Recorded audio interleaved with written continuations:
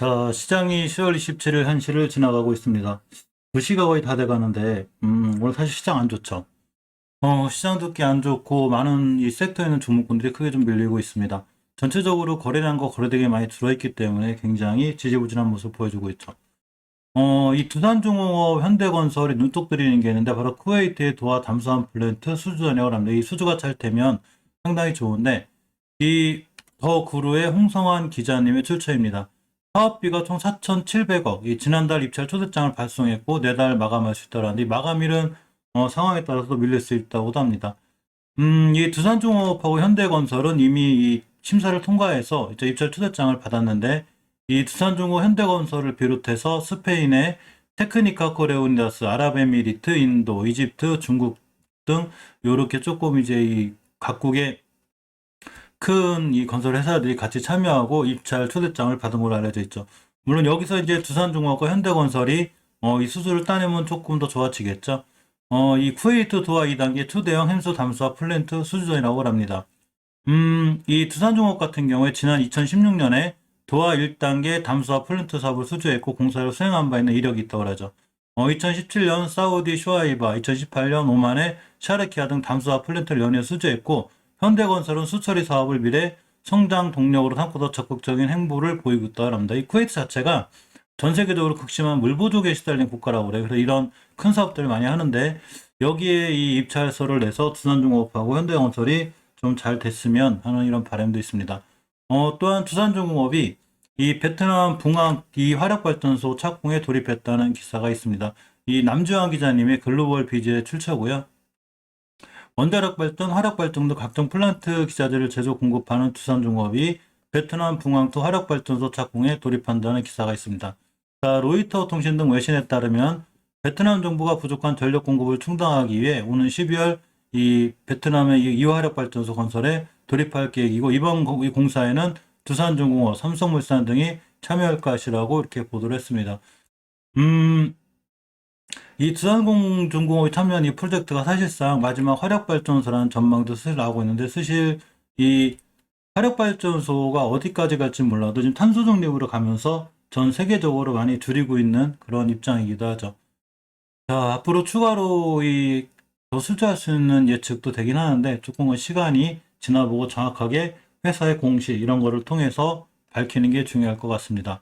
오늘 원전 관련주를 비롯해서 전기 관련주들이 꽤 크게 밀리고 있죠. 사실 코스닥 코스피 시장을 좀 이렇게 배제는 못하죠. 아무리 좋은 호재나 좋은 이슈를 갖고 있다 하더라도 시장 전체가 밀릴 때는 타격을 받는 게 사실입니다. 물론 시장하고 반대로 내 종목만 강하다 이러면 좋긴 한데 시장의 영향을 대체적으로 받기 때문에 오늘은 상승 종목보다 하락 종목이 꽤 큰 그런 날이기도 합니다.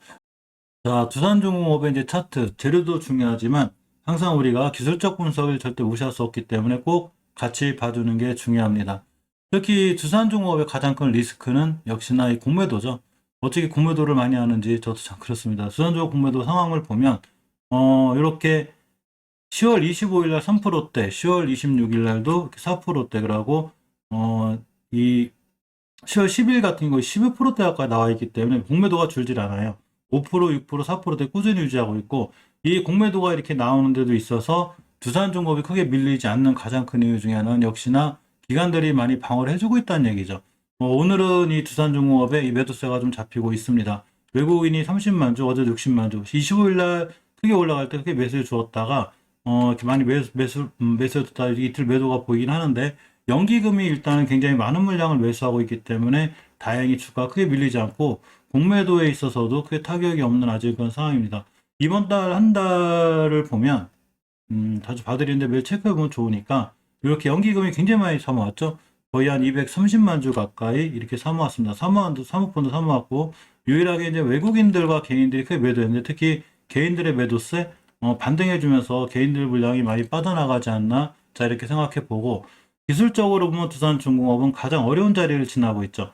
자, 우리가 기술적으로 봤을 때 중요하게 지켜줘야 될 자리들, 깨지 않아야 될 자리, 이거는 주식이 상당히 중요한데, 꽤 크게 급등했었죠. 사실은 예전에 원전, 이런 풍력, 여러 가지 관련해서 거의 2천 하던 주식이 이제 3만 원대까지 크게 올라갔다가 이 구간, 21년 6월 달부터 7월 달까지 옆으로 횡보한 구간이 있어요. 이 박스 퀄리티라도 주식 크게 무너졌죠. 거의 한 이 고점 대비 40% 이상 몰았다가 다시 돌아나가는데 역시나 이 공간에 있던 매물대의 물량이 지금 소화하는 과정에 있는 거죠. 저거를 소화하지 못하고 부담이 되면 다시 떨어지게 되죠. 그래서 지켜줄 자리가 굉장히 중요한데 일단은 가깝게는 단기 단타 하시는 분들은 5일선을 기준으로 중요하게 대응해 보는 게 어떤가 생각해 보고 월봉에서 보시면 많이 올라온 걸 알 수 있죠. 코로나 사태 때 저점이 2,200원, 그리고 21년 6월 달에 고점이 32,000원.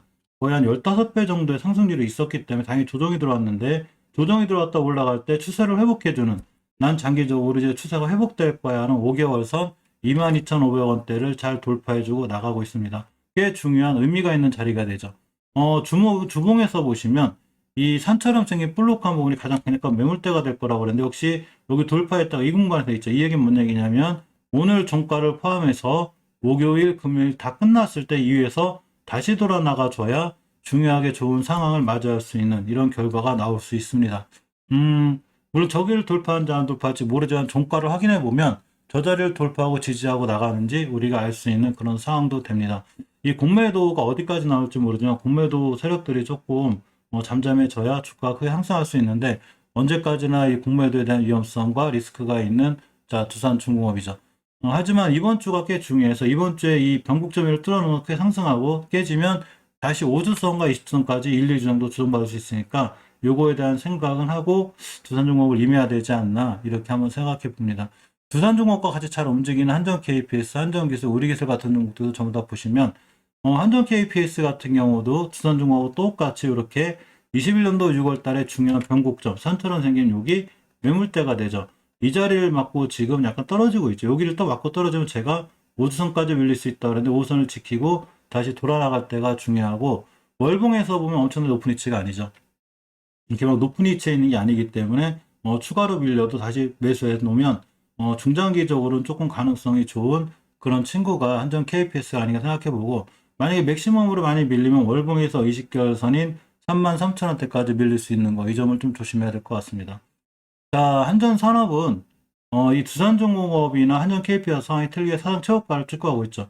이때 21년도 칠 때 사상 최고가를 찍었는데 여기에 대한 부담은 반드시 있어요.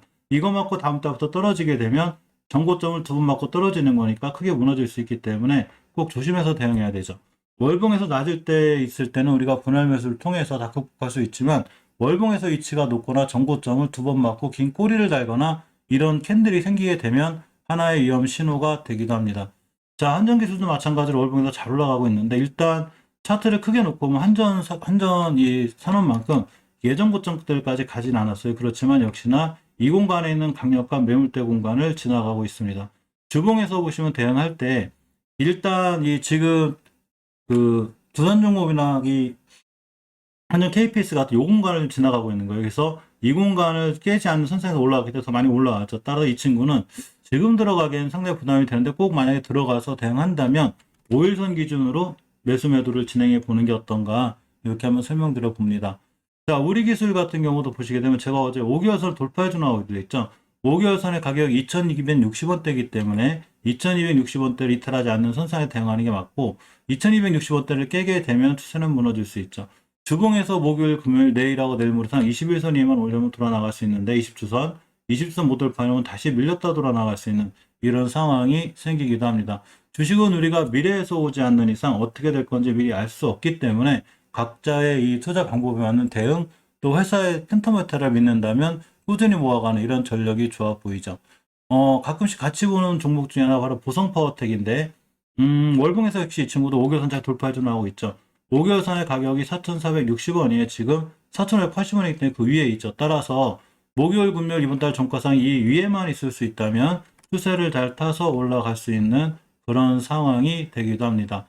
자, 주봉에서 보시면 20주선 돌파해놨기 때문에 이번 주에 결국은 목요일, 금요일 똑같아요. 20주선 위에만 잘 지켜주면 20주선을 잘 타고 올라가서 예전에 주봉에서 맞고 떨어질 만한 변곡점 자리 가격이 하나 있는데 이렇게 산처럼 생긴 뾰족한 이 부분이죠. 굉장히 중요한 의미가 있어서 5,200원대가 되기 때문에 그 5,200원대까지는 갔다가 한번 다시 꼬리 달고 떨어질 수 있는 자 그런 확률이 있습니다.